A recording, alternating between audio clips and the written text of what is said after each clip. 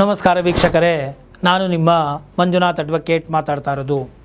ಕೆಲವೊಮ್ಮೆ ಈ ಪೊಲೀಸಿನವರು ಅನಧಿಕೃತವಾಗಿ ಕಾನೂನಿನ ಪ್ರಕ್ರಿಯೆಗಳನ್ನು ಪಾಲನೆ ಮಾಡದೆ ಕೆಲವರನ್ನು ದಸ್ತಗಿರಿ ಮಾಡಿ ಅವರನ್ನು ಬಂಧಿಸಿ ಕರೆದುಕೊಂಡು ಠಾಣೆಗಳಲ್ಲಿಯೂ ಕೂಡ ಇರಿಸದೆ ಪೊಲೀಸ್ ಕಸ್ಟಡಿಯಲ್ಲಿದ್ದಾರೆ ಅನ್ನೋದು ಗೊತ್ತಾಗದ ರೀತಿಯಲ್ಲಿ ಅನಾಮಧೇಯ ಮತ್ತು ಅವರನ್ನು ಗೌಪ್ಯ ಸ್ಥಳಗಳಲ್ಲಿ ಇರಿಸಿ ಅವರನ್ನು ಹಿಂಸೆಯನ್ನು ಕೊಡ್ತಾ ಇದ್ದಾರೆ.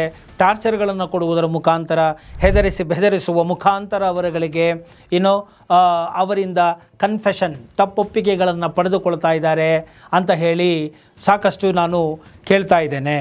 ಆದ್ದರಿಂದ ಈ ಒಂದು ವಿಚಾರಕ್ಕೆ ಸಂಬಂಧಪಟ್ಟಂತೆ ಯಾವ ಸೆಕ್ಷನ್ನು ನಿಮ್ಮ ಒಂದು ಸಹಾಯಕ್ಕೆ ಬರುತ್ತೆ ಇಂತಹ ಒಂದು ದೌರ್ಜನ್ಯಗಳಿಗೆ ಬಲಿಯಾದವರಿಗೆ ಅಂತ ಹೇಳಿ ಇವತ್ತಿನ ವಿಡಿಯೋದಲ್ಲಿ ನಾನು ನಿಮಗೆ ಹೇಳಿಕೊಡ್ತೇನೆ. ನೋಡಿ, ಯಾವುದೇ ಒಂದು ವ್ಯಕ್ತಿಯನ್ನು ಅಕ್ರಮ ಬಂಧನದಲ್ಲಿ ಇರಿಸಿದರೆ ಅವರನ್ನು ರಕ್ಷಿಸಲು ಮ್ಯಾಜಿಸ್ಟ್ರೇಟ್ ಕೋರ್ಟ್ ಮುಂದೆ BNSS ಸೆಕ್ಷನ್ 100ರ ಅಡಿಯಲ್ಲಿ ಅರ್ಜಿ ಸಲ್ಲಿಸಲು ಅವಕಾಶ ಇರುತ್ತದೆ.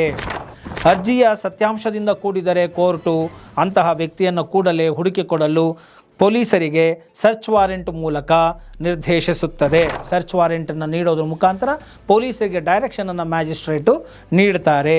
ಸೊ ಆ ಒಂದು ನಿರ್ದೇಶನದ ಮುಖಾಂತರ ಪೊಲೀಸರು ಹುಡುಕಿ ಕರೆತಂದ ಬಳಿಕ ಸೂಕ್ತ ಆದೇಶಗಳನ್ನು ಕೋರ್ಟು ಹೊರಡಿಸುತ್ತದೆ ಅನ್ನೋದನ್ನು ನಾನು ಇಲ್ಲಿ ಹೇಳ್ತೇನೆ. ಈ ಒಂದು ಮಾದರಿಯಲ್ಲಿಯೇ ನೀವು ಹೈಕೋರ್ಟ್ಗಳಿಗೆ ಕೆಲವೊಮ್ಮೆ ಹೇಬಿಯಸ್ ಕಾರ್ಪಸ್ ಅಂತ ನೀವು ಕೇಳಿರ್ಬೋದು. ಹೇಬಿಯಸ್ ಕಾರ್ಪಸ್ ಮಾದರಿಯಲ್ಲಿ ಈ ನಿಯಮದಡಿ ಪರಿಹಾರ ಪಡೆಯಬಹುದಾಗಿದೆ. ಲೋಯರ್ ಕೋರ್ಟ್, ಮ್ಯಾಜಿಸ್ಟ್ರೇಟ್ ಕೋರ್ಟಲ್ಲೂ ಕೂಡ ಪಡೆಯಬಹುದಾಗಿದೆ. ಅಂದರೆ ಹೈಕೋರ್ಟ್ಗಳಿಗೆ ಹೋಗಿ ಹೇಬಿಯಸ್ ಕಾರ್ಪಸ್ ರೂಪದಲ್ಲಿ, ಅಂದರೆ ಆ ವ್ಯಕ್ತಿಯನ್ನು ಕಾಣ್ತಾ ಇಲ್ಲ, ಅವರನ್ನು ನ್ಯಾಯಾಲಯಕ್ಕೆ ಅವರನ್ನು ಹಾಜರುಪಡಿಸಬೇಕು ಅಂತ ಹೇಳಿ ಪೊಲೀಸರವರಿಗೆ ಡೈರೆಕ್ಷನನ್ನು ಕೊಡಿಸುವಂಥದ್ದು. ಅದೇ ಲೆಕ್ಕದಲ್ಲಿ ಈ ಒಂದು BNSS ಅಡಿಯಲ್ಲಿ ಸೆಕ್ಷನ್ 100 ಅಡಿಯಲ್ಲಿ ಕೂಡ ನೀವು ಮ್ಯಾಜಿಸ್ಟ್ರೇಟ್ರವರ ಮುಂದೆ ಅಪ್ಲಿಕೇಶನನ್ನು ಹಾಕಿ ಈ ಒಂದು ಸರ್ಚ್ ವಾರೆಂಟನ್ನು ಇಶ್ಯೂ ಮಾಡಿಸಿ ಕಾಣೆಯಾಗಿರುವಂತಹ ವ್ಯಕ್ತಿಗಳನ್ನು ಅಥವಾ ಅಕ್ರಮವಾಗಿ ಬಂಧನ ಮಾಡಿಕೊಂಡು ಹೊರಟೋಗಿದ್ದರೆ ಅವರನ್ನು ತಂದು ಪ್ರೊಡ್ಯೂಸ್ ಮಾಡಿ ಅಂತ ನೀವು ಕೇಳುವಂತಹ ಒಂದು ಅವಕಾಶವನ್ನು ಕಾನೂನು ನಿಮಗೆ ನೀಡಿದೆ ಅಂತ ಹೇಳ್ತಾ, ಈ ಒಂದು ವಿಡಿಯೋ ನಿಮಗೆ ಇಷ್ಟ ಆಗಿದ್ದೆ ಆದಲ್ಲಿ ಮರೆಯದ ಹಾಗೆ ಲೈಕ್ ಕೊಡಿ, ಇತರರಿಗೂ ಕೂಡ ಶೇರ್ ಮಾಡಿ ಹಾಗೂ ಮರೆಯದೆ ಕಾಮೆಂಟ್ ಮಾಡಿ.